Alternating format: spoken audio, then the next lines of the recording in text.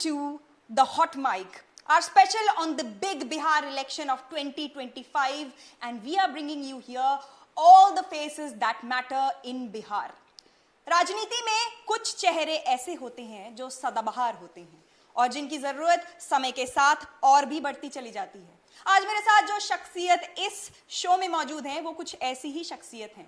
7 बार के विधायक हैं, पूर्व में बिहार के नेता प्रतिपक्ष रह चुके हैं और 4 मुख्यमंत्रियों के साथ काम कर चुके हैं। कर्पूरी ठाकुर जी का समय भी देख चुके हैं, लालू जी का समय भी देख चुके हैं, राबड़ी देवी का समय भी देख चुके हैं और देख चुके हैं नीतीश जी का भी समय। मैं बात कर रही हूँ अब्दुल बारी सिद्दीकी साहब का। तो बहुत बहुत स्वागत है न्यूज़ एक्स से बात करने के लिए, बहुत बहुत शुक्रिया आपका। Thank you. जंगल राज का टैग क्या अभी भी महसूस करता है राजद की ये जा नहीं रहा है? तेजस्वी बहुत प्रयास कर रहे हैं, हमने देखा उन्होंने मां स्कीम लाई, बेटी की बात हुई है और माई बहन स्कीम की बात हुई है। कोशिश पूरी बरकरार है कि महिलाओं को रिझाने का प्रयास हो, महिलाओं में एक संदेश जाए कि भाई अब वो जंगल राज की स्थिति हमारे पार्टी में नहीं है, लेकिन चिपका हुआ है टैग। देखिए ऐसा है ना, ऐसा है कि जैसे आपने शिल्पी का या किसका जिक्र किया और एक और कोई जिक्र किया, मैंने चंपा विश्वास का केस। ठीक, चंपा विश्वास। मगर कम से कम ऐसा है कि उस वक्त का जो मुख्यमंत्री था इतना सहज था कि मुख्यमंत्री के दरबार में विक्टिम पहुंच जाता था और मुख्यमंत्री जो है कार्रवाई करता था।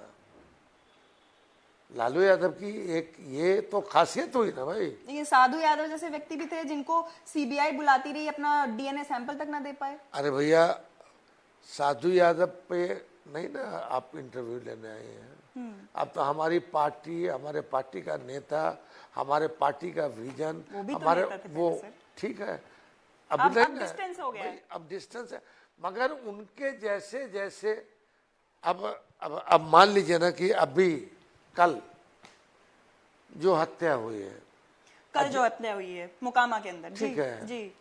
अब ये इलेक्शन का यादव बनाम भूमियार एक बार फिर से अब बता रहे हैं, ये तो गलत है ना, ये तो गलत है ना। मर्डर हुआ है, बिल्कुल मर्डर हुआ है और आप कह रहे हैं कि साहब इलेक्शन का टाइम है, बहुत जगह चप्पे में हर जगह है। हाँ, सिक्योरिटी है, कैसे मर्डर हो गया? इसकी जिम्मेदारी लालू यादव लेंगे, तेजस्वी लेंगे, वर्तमान सरकार दूसरी है। ये जिम्मेदारी तो उनको तो लेना पड़ेगा ना। और अनंत सिंह चुनाव भी लड़ रहे हैं भाई। हम कह रहे हैं कि जदयू से टिकट पाए भाई। अब कौन आरोपी है, कौन आरोपी नहीं है, तो ये तो सरकार के मत्थे तो जाएगा ना। इसका मतलब ये कि बिहार में अपराधियों के साथ गलबैयां दोनों तरीके से हो रही हैं, दोनों तरफ से हो रही हैं अपराधियों के साथ। भाई अब आ जाते हैं, आप जो कह रही थी जंगल राज जी, ठीक है। यहाँ आते हैं तो प्रधानमंत्री क्या कहते हैं, भाषण देते हैं। मतलब मुझको कभी कभी मतलब शर्म आती है कि अच्छा है कि ये विदेश में जाके ये सब चीज ना बोले। अच्छा, समझेंगे। अब ये कह रहे हैं कि 2005 से 25 साल तक, 25 साल नहीं 25 साल से बिहार में जंगल राज है जी। तो 2005 में मेरा राज खत्म हो गया जी। तो 20 साल से जंगल राज किसका हुआ? तो मतलब नीतीश जी पर वो एक तरीके से। अरे भैया, नीतीश पे क्यों, एनडीए पे कहिए ना। आप नीतीश पे क्यों कहती है जी? एनडीए की हुकूमत है जिसमें भाजपा भी है, जदयू भी है, वीआईपी भी है, दूसरे वीआईपी नहीं, ये लोजपा वो भी है जी। अब कहते हैं ये, एक तो प्रधानमंत्री कहते हैं कि 25 साल से तो हमारा शासन तो खत्म हो गया 2005 में जी। तो अब उनसे हम आपके मार्फत प्रश्न पूछना चाहते हैं कि जंगल राज को अब खत्म क्यों नहीं कर रहे हैं? बोल रहे हैं जंगल राज आप अपने वाला 20 साल वाला काल बोल रहे हैं, अगर 25 साल बोल रहे हैं तब। दूसरे इनके गृह मंत्री हैं, नाम है अमित शाह जी। ये कहते हैं कि जंगल राज में बिहार में एक भी इन्वेस्टर नहीं आया जी। ठीक है, तब 20 साल से आपकी सरकार है, तो एक सुई का कारखाना भी नहीं लगा सके। अब मैनिफेस्टो, अब हमको कह रहे हैं कि साहब आपके टाइम में तो ये था, मैं फैक्ट्री का माहौल नहीं था, फलाना था। भाई चीनी मिल बंद हो गई, रैयाम मिल बंद हो गया, लोअट बंद हो गया, फिर आपको हसनपुर बंद हो गया, इधर का गोपालगंज का बंद हो गया। तो ये बंद हो गया, तो 20 साल में आप नहीं खोल सके। और आप मान लीजिए कि नहीं खोल सकते थे, तो एक छोटा सुइए का फैक्ट्री खोलते हैं। आज ही मैनिफेस्टो जारी हुआ है एनडीए का, महागठबंधन पहले कर चुका है, अब एनडीए ने जो है अपना मैनिफेस्टो जारी किया है और अब उनका कहना है कि हर जिले में एक मैन्युफैक्चरिंग यूनिट बनेगा। स्किल सेंटर्स की बात की है युवाओं के लिए, और बात हो रही है कि इन्वेस्टमेंट को बढ़ावा दिया जाएगा, विकसित बिहार बनाया जाएगा। क्या कहेंगे इस पे? तो पहले ये माने ना कि 20 साल में एक फैक्ट्री नहीं खोल नहीं हो सके, पाया। 20 साल में हम विकसित बिहार नहीं बना सके, 20 साल में आज भी सबसे नीचे पौधान पर हम बिहार है। तो ढोल किस चीज का पीट रहे हैं? सुशासन का। सुशासन नहीं हो पाया 20 साल में। भाई आप तो कहते थे राम राज बनाएंगे जी।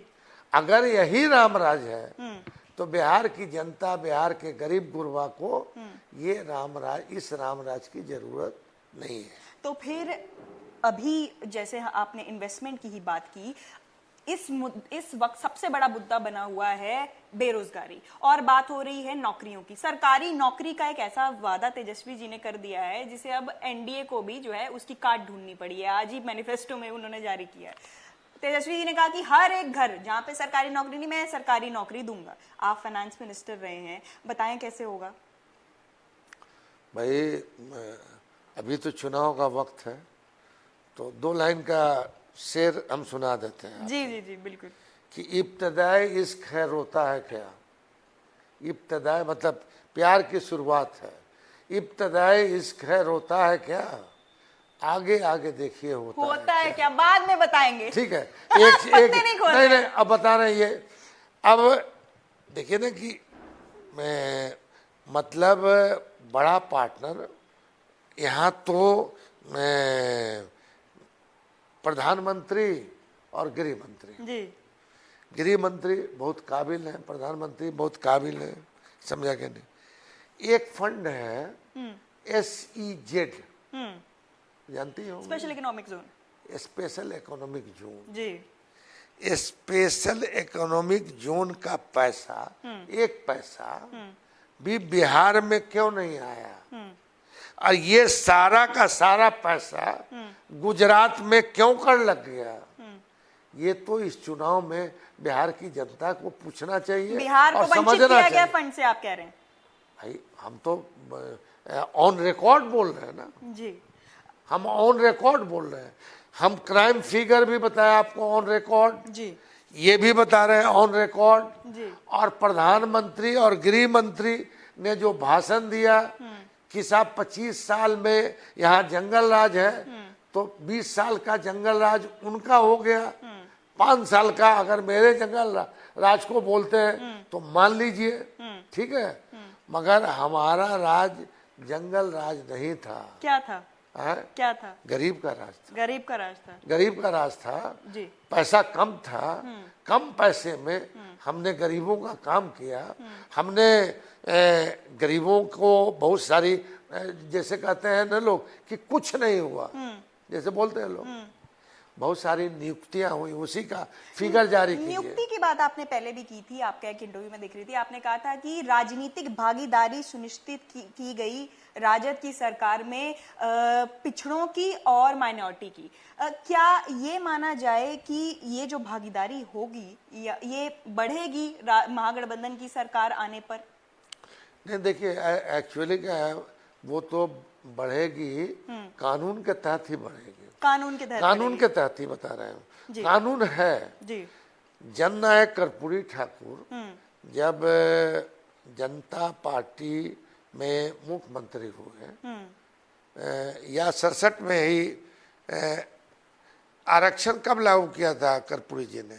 जनता पार्टी की जब हुकूमत बनी थी तब, समझे? बहुत साइंटिफिक और व्यवहारिक जी आरक्षण उन्होंने लागू किया था। जी 12% फॉर एनेक्सर 1, जी 8% for annexure 2, right 3% for women और 3% फॉर ऊंची जाति के गरीब लोगों के लिए। इतना अच्छा फॉर्मूला जब कर्पूरी ठाकुर ने लागू किया तो कर्पूरी ठाकुर को क्या सुनना पड़ा? माँ बहन की गालियां सुननी पड़ी।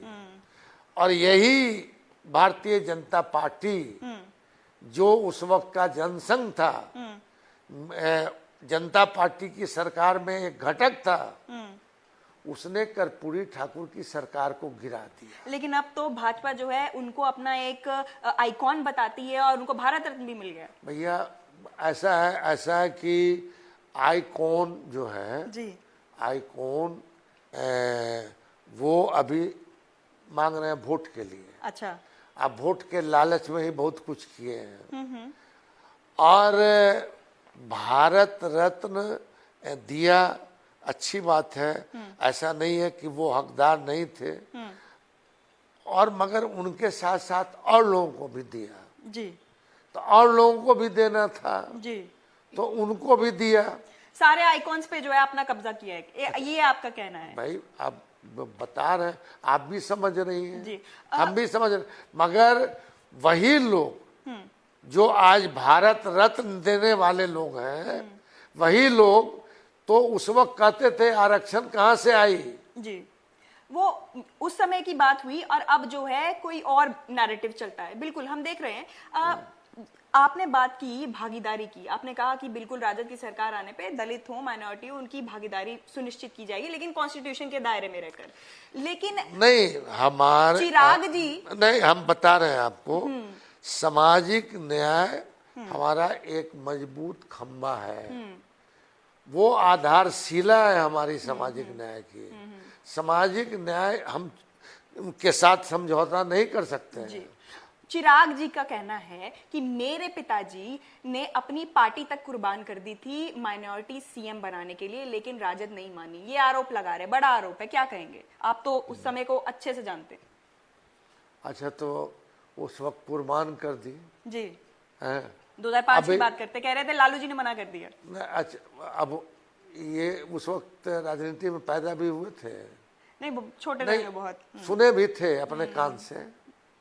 राजनीति में मंत्री बने हैं, हमारे अजीज हैं, वो हमारे परिवार के सदस्य हैं। अच्छा। हमारे दोस्त के पुत्र हैं। आप वो तो बहुत करीब रहे पासवान भाई के। हमारे दोस्त, हम एक समझिए कंधे से कंधे मिला के चलना, में काम करते थे, कंधे में कंधे मिला के चलना, इमरजेंसी में भागना, छुपना, और उनके साथ जो है बुरे दिन 1 रुपया 1.5 रुपया में भी 2 आदमी खाना वगैरह वगैरह। मगर जब वो बन गए मंत्री जी केंद्र में जी, उन्होंने भी एक बार कर्पूरी जी के बारे में उल-जुलूल बोल दिया था जी, तो उनको मैंने बड़ा लताड़ा था जी, बयान दिए थे काफी आपने। ठीक है, तब उसके बाद उन्होंने मुझको कहा कि कर्पूरी जी तो अब जिंदा नहीं है। हाँ, उनको बोल सकते हैं। हाँ, कर्पूरी जी अब जिंदा नहीं है, अगर वो जिंदा होते तो सिद्दीकी जी हम उनका पैर पकड़ के माफी मांग लेते। जी, तो अब क्योंकि कर्पूरी जी नहीं है इस दुनिया में, तमाम तरीके से राजनीतिक पार्टियां जो है उनके नाम के ऊपर अपनी राजनीतिक रोटियां सेकती आ रही हैं, ये भी हमने भी देखा। लेकिन जो चिराग जी ने कहा, क्या ये इसमें कोई सच्चाई है कि लालू जी ने मना कर दिया था माइनॉरिटी सीएम के लिए? मुझको तो ऐसी कोई जानकारी नहीं है। वो कहेंगे कि हमारे बारे में कहेंगे कि साहब, अरे भैया हमारे बारे में कहते तो पहले हमको ना कहते हैं। शाहनवाज हुसैन जी ने भी उनका साथ दिया है, भाजपा वाले शाहनवाज हुसैन जी ने भी उनका साथ दिया कि हाँ यही हुआ था। मेरी जानकारी में नहीं है जी, समझे, मेरी जानकारी में नहीं है। अगर ये उनके पुत्र हैं और उन्होंने बताया होगा तो वो जानते होंगे, मगर मेरी जानकारी में नहीं। आपने खुद ही कहा कि वोट बैंक की राजनीति की वजह से जो है कई तरीके की बातचीत होती रही है। फिलहाल जो है, जैसे हमने देखा कि प्रशांत किशोर जी ने अपनी जनसुराज पार्टी शुरू की है, ओवैसी साहब आ जाते हैं। पिछली बार उन्होंने 5 सीटें बोले गए, बाद में वो बात और है कि उनके मैक्सिमम विधायक जो है राजद में शामिल हो गए। क्या ये जो पार्टियां हैं, जनसुराज हो गई, AIMIM हो गई, ये कहीं ना कहीं महागठबंधन को नुकसान पहुंचाती हैं? कैसे आप देखते हैं जनसुराज को? देखिए, अभी जो है वोट दो फांक है मेजर, NDA और इंडिया गठबंधन, और छोटी छोटी पार्टियां भी हैं। तो छोटी छोटी पार्टियों के बारे में मतलब बैकवर्ड स्टेट जरूर है बिहार जी, मगर यहाँ का वोटर बड़ा प्रबुद्ध है। वो या तो आएगा इंडिया के साथ और या तो नहीं तो जाएगा वो NDA के साथ, NDA के साथ। मगर जो समाज है जी, देखिए वो सच क्या है, झूठ क्या है, नारे पे बहती है बहुत सारा, उन्माद में आ जाते हैं लोग, मगर जब देखा है लोगों ने, आज का जो युवा है उसने अपने बाप दादों का हाल नहीं देखा था। उन्होंने आरक्षण जब लागू हुआ था उस समय का फिजा को नहीं देखा था, समझा कि नहीं जी। तो इसी वजह से उन्होंने कर्पूरी ठाकुर के मुंह पर गाली देते हुए लोगों को नहीं देखा है। कर्पूरी ठाकुर की सरकार को आरक्षण के बेसिस पे गिराने के चीज को नहीं देखा है। अब अभी तो सामाजिक न्याय, न्याय मित्र, अब फलाना कर रहे हैं। सामाजिक न्याय तब मिलेगा जब समाज का सबसे निचला आदमी जो है उसको आपके बगल में। लेकिन प्रशांत किशोर जी, ओवैसी साहब का कहना होता है कि आपको केवल दरी उठाने के लायक छोड़ दिया है, आप जो है अभी भी संभल जाइए और इनके चक्कर में मत पड़िए, ऐसा कहते हैं। ऐसा है। अब हम उन दोनों आदमी का नाम लेके क्यों बोले, आप पूछ रहे हैं। वो दोनों काबिल लोग हैं, बड़े लोग हैं, समझा के नहीं, और दोनों आदमी एक एक पार्टी के मालिक लोग हैं। जी। हम लोग तो पार्टी में एक कार्यकर्ता की हैसियत रखते हैं। जी। मगर जो वो समझ रहे हैं ना, वो स्थिति नहीं है। जी। लेकिन वो आपसे बड़ा प्रभावित रहते हैं। आपकी एक फोटो ट्वीट कर दी थी जबकि वो एक सामूहिक एक कार्यक्रम की थी, और ऐसा संदेश देने का प्रयास किया कि अब्दुल बारी सिद्दीकी जो हैं जनसुराज में जाने वाले हैं, और ऐसा एक हवा फैला दिया कि आपके दोनों बच्चे जो हैं जनसुराज से बहुत प्रभावित हैं और आपको भी कह रहे हैं कि आप भी जो है जनसुराज में आ जाइए। मेरा बेटा बेटी कभी हिम्मत नहीं कर सकता है, अपने बाप के नेचर को जानता है, समझा के नहीं। और अभी तक मेरा बेटा बेटी राजनीति में आने के लिए इच्छुक भी नहीं है। अच्छा। अब बता रहे हैं बेटा मेरा हार्वर्डियन है जी। अब बेटी लंदन स्कूल ऑफ इकोनॉमिक्स से आई है। बेटा जो है अभी आया हुआ है, उसको बुला के पूछ लीजिएगा। मैंने बहुत कोशिश की, अलीनगर मेरा परंपरागत सीट था। मैं सब लोगों ने कहा कि बेटे को क्यों नहीं लड़ा देते हैं। मैंने बहुत टटोला उनको। उसने कहा कि MLA के लायक आप हैं, समझे कि नहीं, हम MLA के लिए बने हैं, हम चुनाव नहीं लड़ेंगे। बेटी भी मेरी बोली चुनाव नहीं लड़ेंगे। और जब हम कर्पूरी जी के पद चिन्हों पे चले हैं थोड़ा, समझा कि नहीं, कर्पूरी जी ने अपनी जिंदगी में, आपको एक कहानी कह के हम अपनी बात खत्म करते हैं।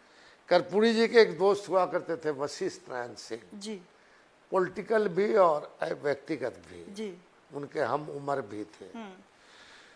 तो रामनाथ ठाकुर अभी जो मंत्री हैं, हम लोगों के भाई हैं जी, समझा कि नहीं, उस परिवार से हमको भाई का और चाची का और रामनाथ की पत्नी का या बच्चों का वो परिवार वाला संबंध है।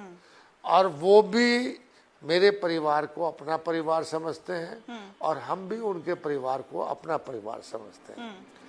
अब रहा, अब क्या पूछ रही थी जी कि यही पूछ हाँ रहे थे कि आपके हाँ तो पॉलिटिकल लोगों के बच्चों को, आपकी लेगेसी हाँ, को बहुत लोग चढ़ाने वाला होता है कि ये मौका है, लड़ जाइए। जी तो रामनाथ ठाकुर ने अपने लैंग्वेज में वशिष्ठ बाबू को कहा कि ए चचा, हम कितना दिन झोला ढोते रहेंगे, से बाबूजी से बात करा ना, समझे। तो उन्होंने कहा कि बात करते हैं, ठीक है।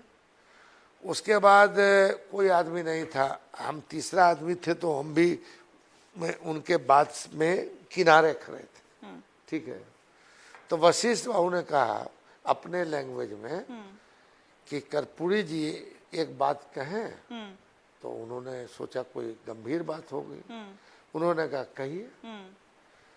तो उन्होंने कहा कि इस बार रामनाथ के टिकट दे दूं, समस्तीपुर वगैरह। उन्होंने सुना और सुनने के बाद मतलब जो होता है नेचुरल गुस्सा जो होता है, क्या रामनाथ को दे दें, काबिल बनते हैं, यही आए हैं बोलने के लिए हमको, रामनाथ को टिकट दे दें। और जब गुस्साते थे वो तो दांत किटकिटाने लगते थे। तो उनसे जो लोग लड़ता था, तो ऐसा नहीं है कि उनके डांटने से वो दूसरा आदमी डर जाता था, वो फिर बोले कि क्या कमी है रामनाथ में, आप इमरजेंसी में थे तो आपका कागज इधर से उधर, समझा कि नहीं, वही पहुंचाता था। तो आपका बेटा है इसलिए वो सफर कर रहा है, सो उसको क्यों नहीं टिकट मिलना चाहिए। तो कर्पूरी जी ऐसे 5 मिनट तक जो है आंख बंद किए रहे। उसके बाद उन्होंने आंख खोली। उसके बाद उन्होंने कहा कि वशिष्ठ भाई आप ठीक बोलते हैं। इतना सुन के तो वशिष्ठ बाबू खुश हो गए अंदर से। उसके बाद उन्होंने कहा कि इस बार लड़ेगा रामनाथ, मैं नहीं लड़ूंगा, और जब मैं लड़ूंगा तो रामनाथ नहीं लड़ेगा। तो कर्पूरी ठाकुर का कमिटमेंट स्वतंत्रता आंदोलन का था, सोशलिस्ट में का था, और गरीब घर से जो आए थे वो कमिटमेंट था समाजवादी का, लोहिया का, फिर स्वतंत्रता आंदोलन। लेकिन अभी हम देखते हैं कि सारी राजनीतिक पार्टियां जो है वो परिवारवाद से कहीं ना कहीं ग्रस्त हैं। परिवारवाद की आप बात कर रहे हैं, चाहे हम कांग्रेस देखें और राजद देखें, भाजपा में भी कुछ लेगेसी पॉलिटिक्स जो है चलती आ रही है। डायनेस्टी पॉलिटिक्स से कोई भी अछूता नहीं है। आपको लगता है कि आज के जमाने में कर्पूरी जी के जो विचार हैं वो टिक पा रहे हैं? और दूसरी बात ये है कि पार्टीज के पास एक बहुत बड़ा क्राइसिस आ जाता है जब भी हम जैसे हम फिलहाल जदयू को देखें, नीतीश जी की हेल्थ के ऊपर सब लोग बात कर रहे हैं, उसी संदर्भ में लोग निशांत जी को आगे करने का प्रयास कर रहे हैं। एक तबका है जदयू के अंदर, लेकिन नीतीश जी बार बार क्योंकि कहते रहे हैं कि हम अपने परिवार को आगे नहीं बढ़ाएंगे, इसीलिए वो भी असमंजस में रहते हैं कि निशांत को आगे लाएं या ना लाएं। तो क्या पावर ट्रांसफर होने में दिक्कत नहीं होती है पार्टी को? नहीं, उनको अगर अपने इस पे हैं वो, तो मजबूरन उनको करना चाहिए, मजबूरन उनको करना चाहिए। तो फिर तो सारी राजनीतिक पार्टियों को मजबूरी नहीं है के अंदर करना पड़ता है पावर ट्रांसफर के लिए, क्योंकि कोई और हथियार लेता है। देखिए आपके जनरल हावी हो जाते हैं राजा के ऊपर। देखिए कुछ व्यक्ति ऐसे होते हैं कि उनके व्यक्तित्व के कारण किसी वजह से कोई बात ऐसी हो गई तो मजबूरन उनको बढ़ानी पड़ती है जी।